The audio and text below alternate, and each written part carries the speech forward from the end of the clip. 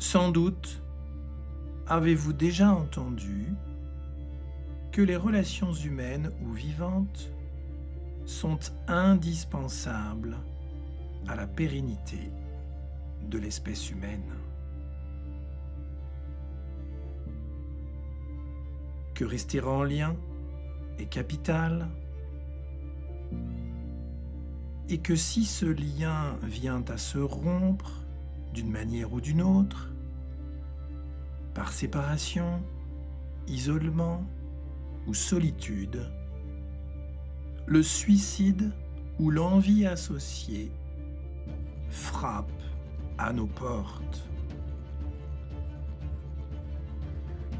La mort frappe à nos portes.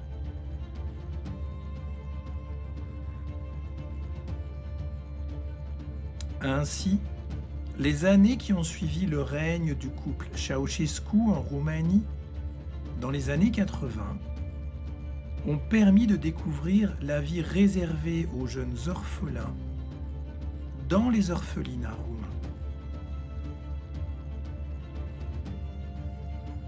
Des expériences étaient menées auprès de ces enfants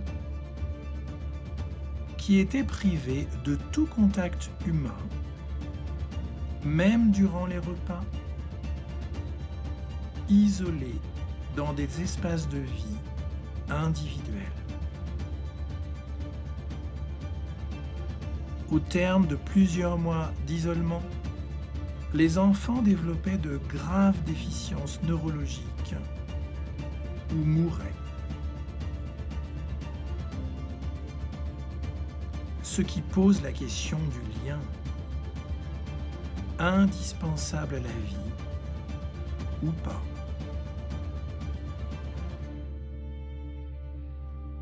Le cheminement ici n'est pas de dire une vérité plus qu'une autre, mais d'éclairer notre besoin impérieux de lien à la lumière de notre construction d'enfant avant nos 2 ans et après.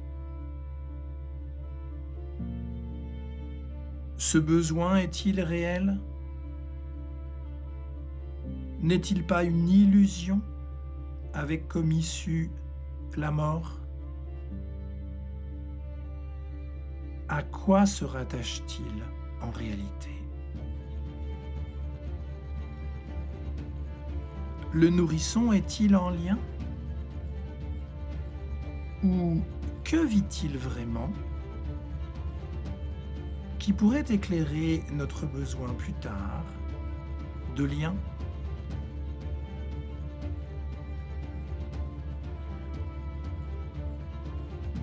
Si nous fermons tout d'abord les yeux, qu'entendons-nous par lien?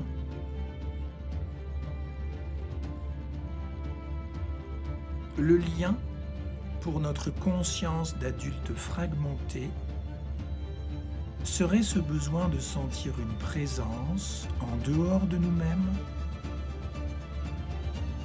qui nous confirme notre présence localisée dans l'espace. En d'autres termes, si toi me confirmes mon existence, alors je me sens en lien et j'ai besoin de ce lien.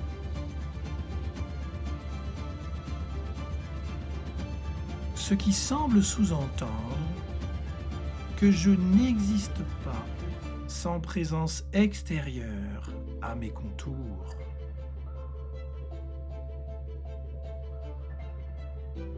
Que notre réalité extérieure nous est indispensable pour nous sentir exister intérieurement.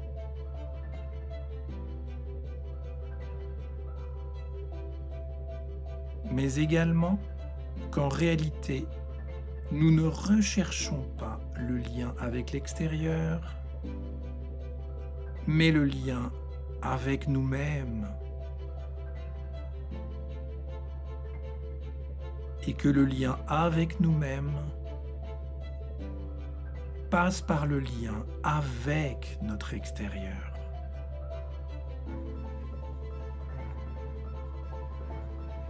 Qu'ainsi, notre réalité extérieure définit notre réalité intérieure et que notre réalité intérieure détermine notre réalité extérieure sans qu'aucune ne prenne le pas l'une sur l'autre. Que donc nos deux réalités sont interchangeables et qu'elles n'évoquent en réalité qu'une seule et unique réalité.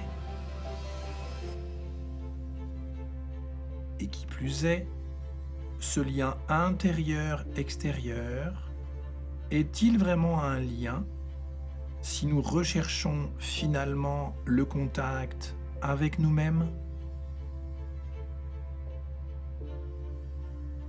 Et si c'est le cas, cette question ne trouve-t-elle pas sa réponse dans le constat que réalité intérieure et réalité extérieure ne sont qu'une seule réalité, nous-mêmes, un seul et unique champ de conscience?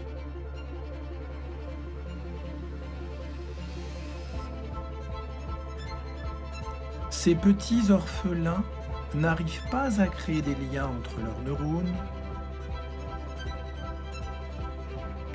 coupés de liens avec toute expérience vivante extérieure, et n'y arrivant pas, leur cerveau se débranche peu à peu dans toutes ses connexions potentielles jusqu'à la mort neurologique et la mort tout court.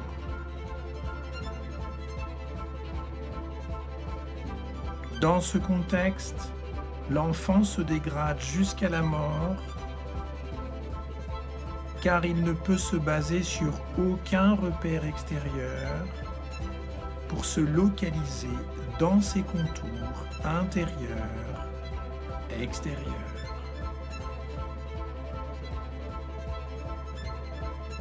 Et par quoi se matérialise cette localisation dans l'espace? Par des connexions entre leurs neurones et plus précisément des liens entre leurs molécules d'eau.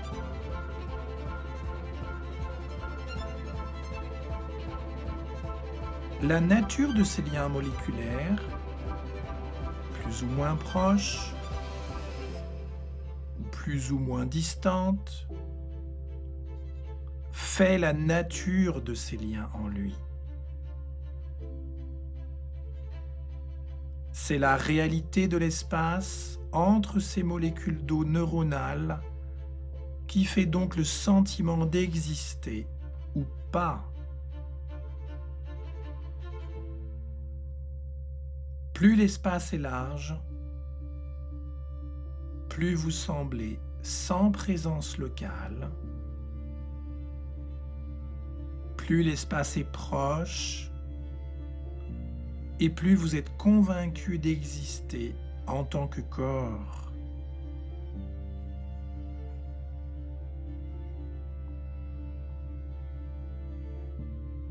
Ce qui semble montrer qu'un enfant qui ne suit plus l'évolution graduelle de l'espèce humaine dans son développement naturel est automatiquement exclu de la boucle de conscience et est lâché par la vie. Car notre cycle naturel n'est pas de rester cet espace de conscience un et unique du nourrisson, mais de nous en écarter à l'âge de 2 ans pour nous croire séparés de la vie extérieure est localisé dans l'espace et le temps.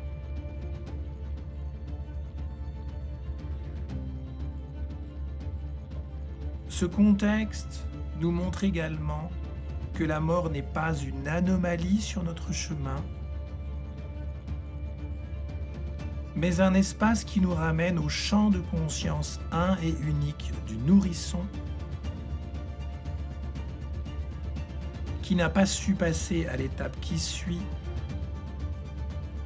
la séparation de sa conscience en deux.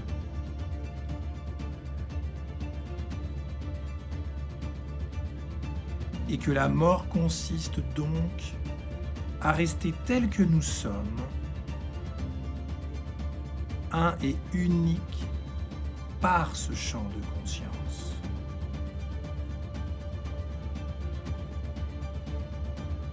Que la mort ici pour ces très jeunes enfants n'est qu'un autre terme pour désigner le champ de conscience, un et unique.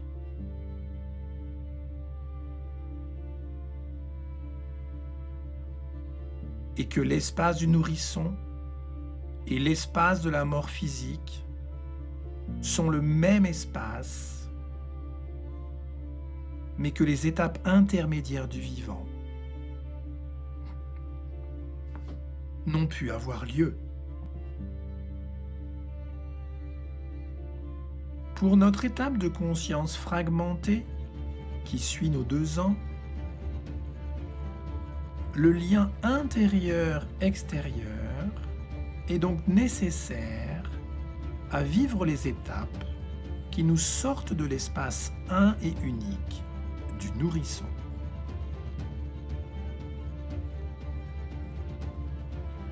Ce lien extérieur, qui nous rappelle que nous existons, est donc un signal. Un signal qui nous confirme que notre réalité extérieure recrée nos contours d'être humain. Quel est donc son arrière-plan qui permet de percevoir son premier plan, notre corps?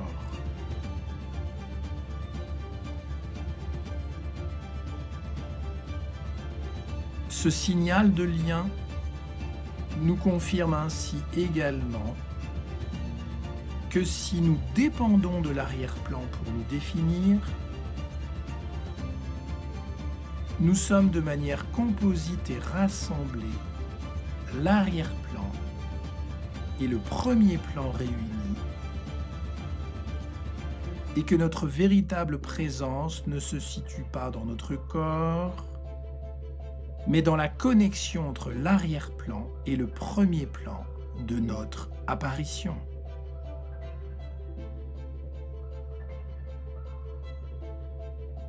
Nous sommes donc plus présents à nos contours, et le lien est son signal qu'à notre corps lui-même.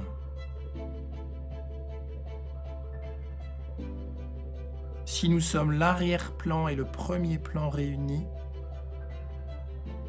nous sommes donc l'intérieur et l'extérieur de notre réalité réunis. Le lien n'est donc pas une relation entre deux choses, entre deux êtres, entre toi et moi, mais le signal qu'elles se complètent par leur présence. Nos enfants, nos parents, nos amoureux et amoureuses, nos collègues, nos amis, nos voisins, nos passants, nos clients,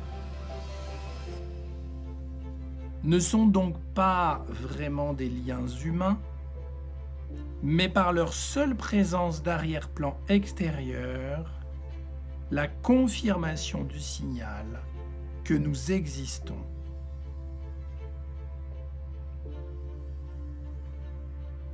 Ces orphelins ne meurent donc pas de manque de lien, mais du manque d'un signal, celui de leur propre présence. Or, si vous ne recevez plus le signal que vous existez, l'illusion d'être un personnage se dissout et vous vivez la mort de l'illusion d'être ce corps que nous nommons la mort physique.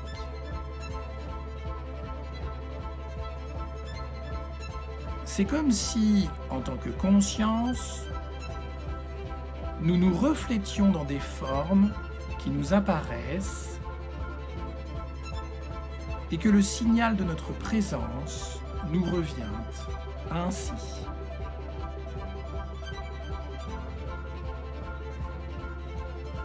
Ce lien qui s'appuie sur notre arrière-plan extérieur nous éclaire sur ce besoin que nous avons de rassembler notre réalité totale, notre complétude, derrière le besoin d'exister. Ce qui nous ramène à nouveau à l'étape du nourrisson et à cette complétude de notre nature vivante.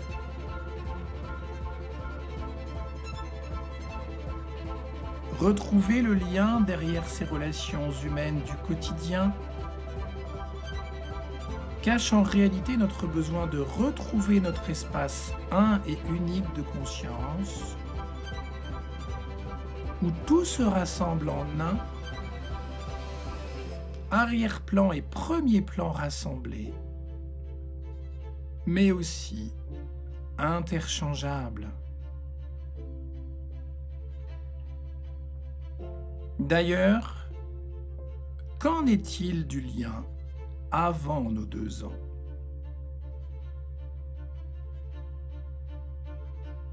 Le nourrisson ne distingue pas son corps de celui de son environnement familial. Il s'y confond.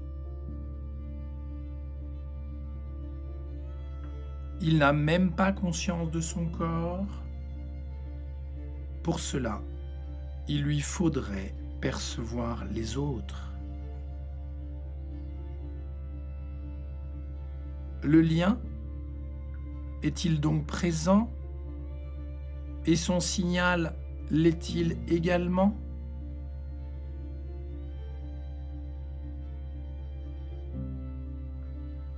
Comment pouvez-vous vivre un lien vivant alors que les corps ne sont pas séparés et qu'ils ne peuvent ni se rapprocher ni s'éloigner? Le nourrisson ressent-il le besoin d'exister? Pas vraiment, puisqu'il est sans cesse sans interruption de flux et de conscience.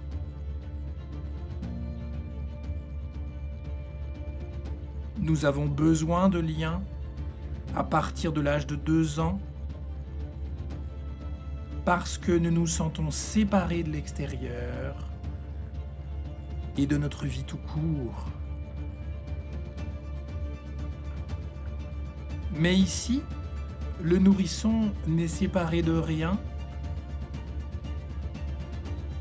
Il n'a donc aucun besoin de recevoir un signal pour se rappeler qu'il est là.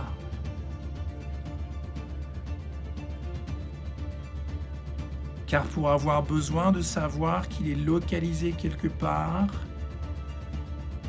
il doit au préalable avoir besoin de savoir qu'il existe. Or, il n'en sait rien. Être est sa nature, et rien ne vient perturber ou stopper cela.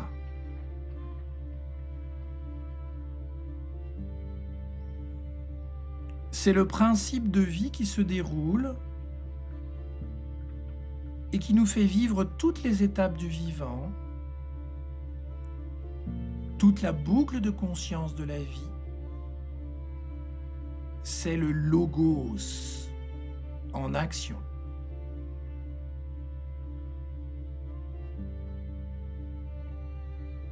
Si en cette période de vie de nourrisson, le signal de lien n'a point besoin d'être rappelé, c'est qu'il n'est pas interrompu. Si ce signal vivant n'est pas interrompu, c'est parce que le champ de conscience constant l'est sans interruption.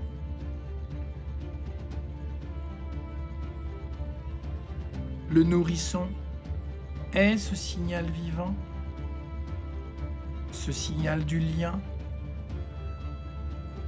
Il ne peut donc l'identifier. Maman et papa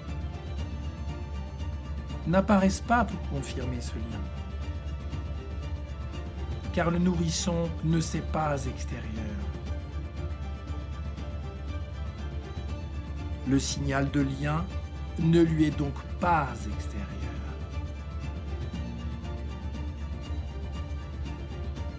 Le nourrisson n'a point besoin de se rappeler sa présence, car il n'est pas extérieur à lui-même.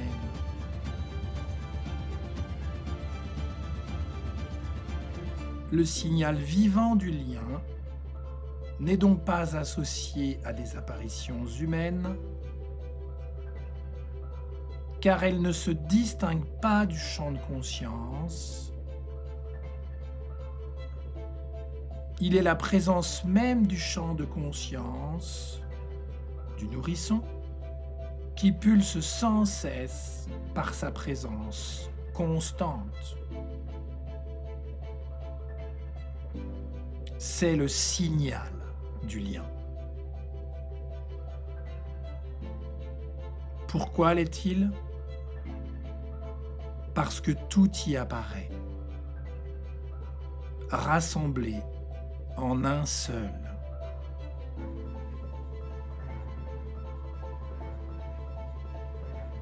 Ce lien n'a donc point besoin d'être rappelé. Il est le principe de la vie de ce champ. Il ne met pas vraiment les informations en lien entre elles. Elles se mettent automatiquement en lien en apparaissant dans le champ.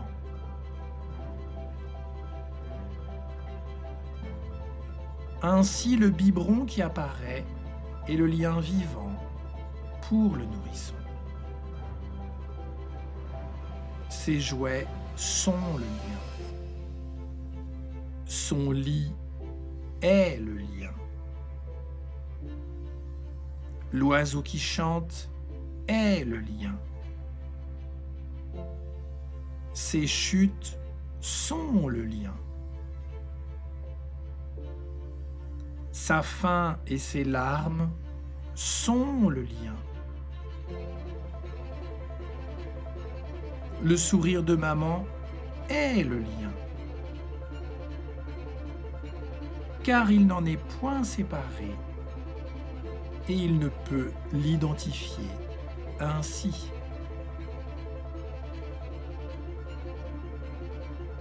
Il ne perçoit donc pas le lien. Son champ de conscience l'est.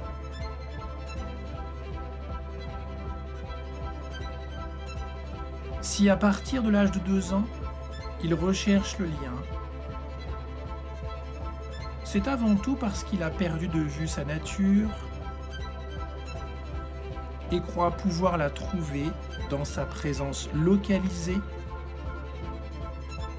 mais toujours incomplète de sa réalité extérieure.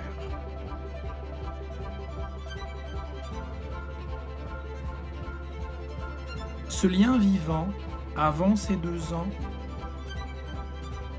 n'est donc pas un mouvement vers quelque chose ou quelqu'un,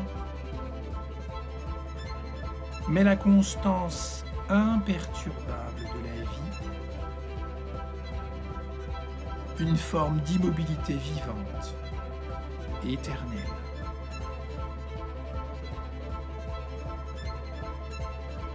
Si la vie ne peut être interrompue, c'est le lien vivant. Et le nourrisson en est vivant.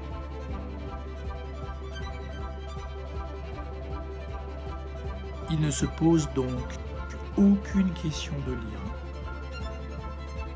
Pour cela, il lui faudrait y être extérieur.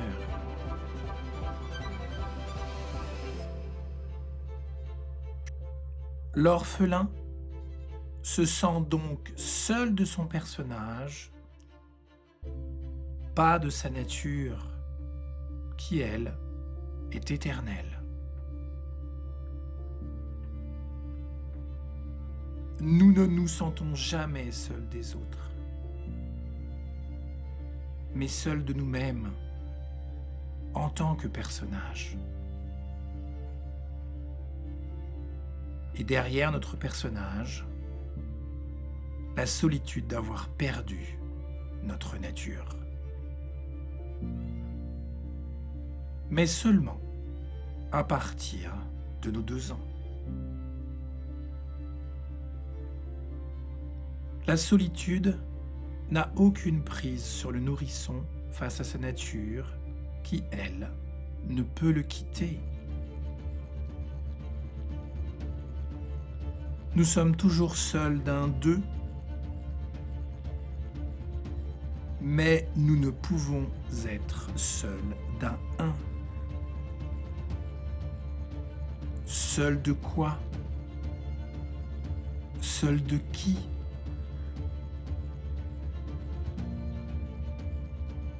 Si à l'âge adulte, nous retrouvons notre nature totale, nous continuons à vivre avec notre double réalité intérieure, extérieure.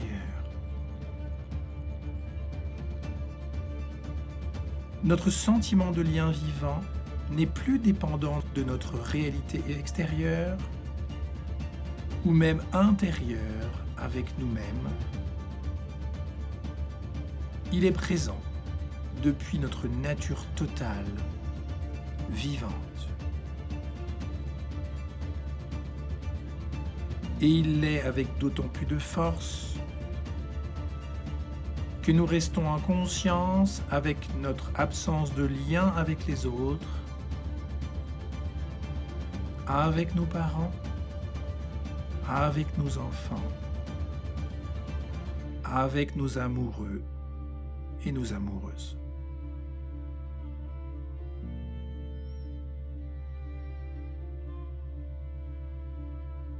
En restant dans cette immobilité de conscience, d'être séparés d'eux,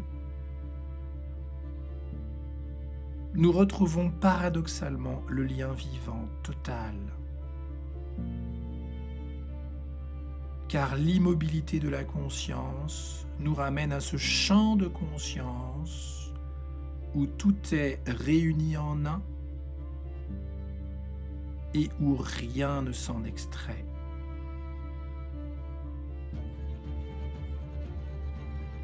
La conscience est en mouvement, non pas dans son contenu, notre vie extérieure,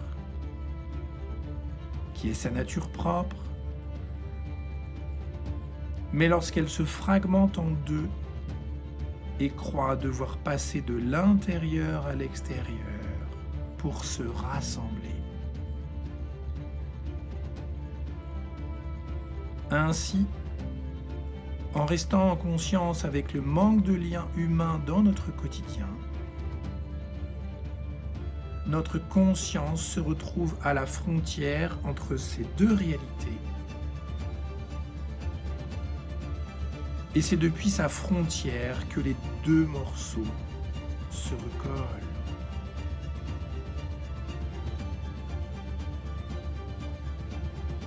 Car c'est la frontière qui nous sépare, mais c'est elle aussi qui nous relie. Le lien est soigneusement dissimulé derrière la séparation d'avec notre nature.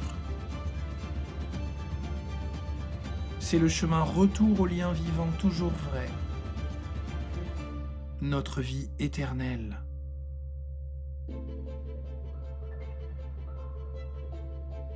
Et si vous êtes éternel, où s'arrête votre lien ?